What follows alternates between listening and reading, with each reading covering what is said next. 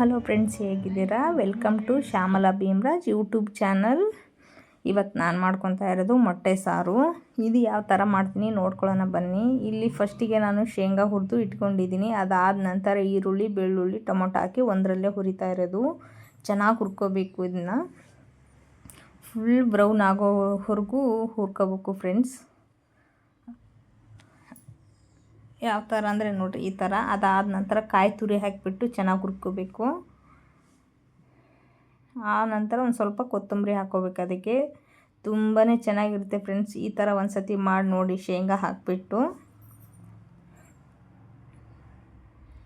ಎಷ್ಟು ಚೆನ್ನಾಗಿರುತ್ತೆ ಅಂದರೆ ತುಂಬಾ ಚೆನ್ನಾಗಿರುತ್ತೆ. ಅದಾದ ನಂತರ ಒಂದು ಮಿಕ್ಸಿ ಜಾರ್ ತೊಗೊಂಡು ಅದಕ್ಕೆ ಶೇಂಗಾ ಹುರಿದಿಟ್ಕೊಂಡಿರುವಂಥ ಮಸಾಲೆ, ಉಪ್ಪು, ಖಾರದ ಪುಡಿ. ಮಸಾಲೆ ಮಾತ್ರ ಫುಲ್ ತಣ್ಣಗಾಗಿರಬೇಕು. ಬಿಸಿ ಇರೋದ್ರಲ್ಲೇ ರುಬ್ಬಿದರೆ ಚೆನ್ನಾಗಾಗಲ್ಲ. ಮಸಾಲೆ ರೆಡಿ ಆಯಿತು. ಇಲ್ಲಿ ಒಂದು ಕಡೆ ಮೊಟ್ಟೆ ಕುದಿಸೋಕ್ಕಿಟ್ಟಿದ್ದೀನಿ ನಾನು. ಅದಾದ ನಂತರ ಅದೇ ಬಾಣಲೆಗೆ ಒಗ್ಗರಣೆ ಹಾಕ್ಕೊತೀನಿ. ಇವಾಗ ಈರುಳ್ಳಿ, ಬೆಳ್ಳುಳ್ಳಿ ಹಾಕಿ ಒಗ್ಗರಣೆ ಹಾಕ್ಕೊತೀನಿ. ಫುಲ್ ಬ್ರೌನ್ ಆಗೋವರೆಗೂ ಫ್ರೈ ಮಾಡ್ಕೋಬೇಕು. ಈರುಳ್ಳಿ ರುಬ್ಬಿಟ್ಕೊಂಡಿರುವಂಥ ಮಸಾಲೆ ಹಾಕ್ಕೊತಾ ಇದ್ದೀನಿ. ಎಷ್ಟು ಬೇಕಷ್ಟು ಅಳತೆಗೆ ನೀರು ಹಾಕ್ಕೊಳ್ಳಿ. ನಾನು ಇಲ್ಲಿ 10 ಜನಕ್ಕೆ ಆಗಷ್ಟು ಮಾಡ್ಕೊತಾ ಇರೋದು ನಾನು. ಮೊಟ್ಟೆ ಕುದಿಸಿಟ್ಕೊಂಡಿದ್ವಲ್ವ, ಅದು ಒಂದೊಂದಾಗಿ ಸಿಪ್ಪೆ ಬಿಡಿಸಿ ಇಟ್ಕೊತೀನಿ. ಇವಾಗ ಈ ಥರ ಮಾಡೋದ್ರಿಂದ ಟೇಸ್ಟು ಚೆನ್ನಾಗಿರುತ್ತೆ. ಒಂದು ಸತಿ ಟ್ರೈ ಮಾಡಿ ನೋಡಿ. ನಾನು ಎಲ್ಲ ಥರದಾಗ ಮಾಡ್ತೀನಿ. ನಿಮಗೆ ನೆಕ್ಸ್ಟ್ ವಿಡಿಯೋದಲ್ಲಿ ಅದು ಹಾಕ್ತೀನಿ, ನೆಕ್ಸ್ಟ್ ವ್ಲಾಗಲ್ಲಿ.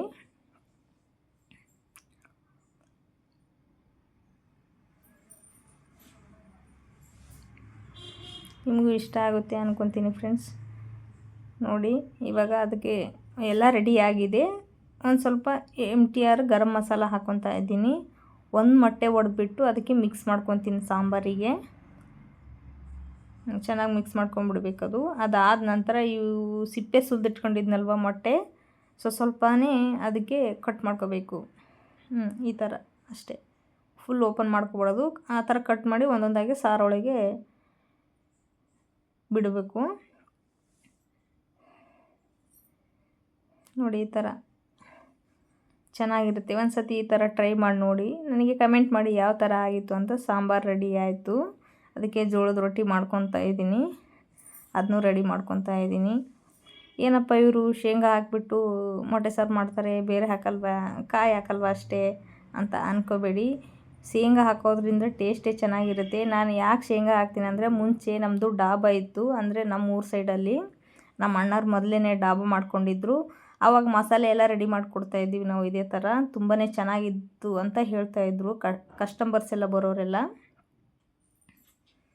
ಹಾಗಾಗಿ ಇದೇ ಥರ ಮಾಡೋದು ನಾನು ಮನೆಯಲ್ಲಿ. ಅವ್ರು ಯಾವ ಥರ ಹೇಳ್ತಾರೆ ಆ ಥರ ಮಸಾಲೆ ರೆಡಿ ಮಾಡಿ ಕೊಡ್ತಾಯಿದ್ವಿ ನಮ್ಮ ಅಣ್ಣರಿಗೆ ನಾವು.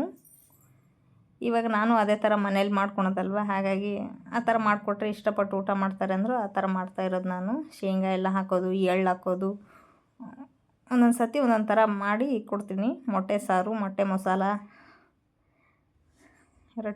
ರೊಟ್ಟಿ ರೆಡಿ ಮಾಡ್ಕೊತಾ ಇದ್ದೀನಿ. ಇವಾಗ ರೊಟ್ಟಿ ಹಿಟ್ಟು ಎಷ್ಟು ಚೆನ್ನಾಗಿ ಕಲಿಸ್ತಿರೋ, ರೊಟ್ಟಿ ಬಡಿಯೋದು ಕೂಡ ಅಷ್ಟೇ ಚೆನ್ನಾಗಿ ಬಡಿಬೇಕು.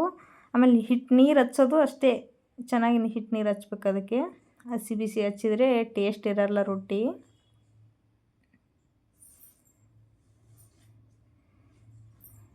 ಒನ್ ಟೈಮಿಗಾದರೆ ಇದೇ ಥರ ಬಡಿದ್ಬಿಟ್ಟು ಮಾಡ್ತೀನಿ ಫ್ರೆಂಡ್ಸ್. ನಾನು ಉತ್ತೀನಿ, ಇಲ್ಲ ಅಂತಲ್ಲ. ಜಾಸ್ತಿ ಆದರೆ ಉತ್ತೀನಿ, ಒನ್ ಟೈಮಿಗೆ ಅಷ್ಟೇ ಅಲ್ವಾ. ಹಾಗಾಗಿ ಈ ಥರ ಬಡದೆ ಮಾಡ್ಕೊಳೋದು ರೊಟ್ಟಿ.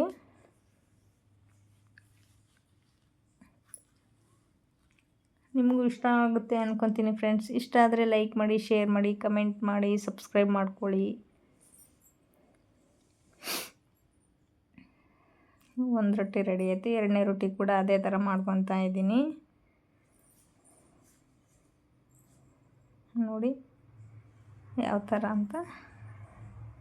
ನಮ್ಮ ಮನೇಲಿ ಕೂಡ ತುಂಬಾ ಇಷ್ಟಪಟ್ಟು ಊಟ ಮಾಡ್ತಾರೆ ಫ್ರೆಂಡ್ಸ್. ಏನಕ್ಕೂ ಜರಿಯಲ್ಲ.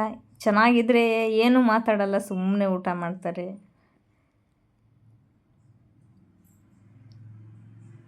ರೊಟ್ಟಿ ಕೂಡ ರೆಡಿ ಆಗ್ತಾ ಇದೆ. ಬನ್ನಿ ಟೇಸ್ಟ್ ಮಾಡೋಣ ಹೇಗಿದೆ ಅಂತ. ಮತ್ತೆ ಸಿಗ್ತೀನಿ ನೆಕ್ಸ್ಟ್ ವ್ಲಾಗಲ್ಲಿ. ಬಾಯ್.